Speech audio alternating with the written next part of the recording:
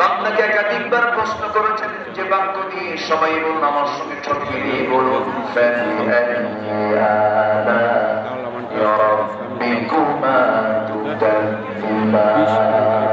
কোন সূরা? জানুয়ারি রোজ বলুন কোন সূরা?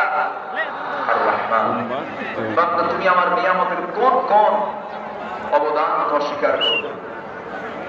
এই সূরার শুরুতে আল্লাহ রাব্বুল আলামিন তার নিজের সিফাতুল নাম প্রয়োগ করে আগে কোরআন নিয়ে কথা বলছেন।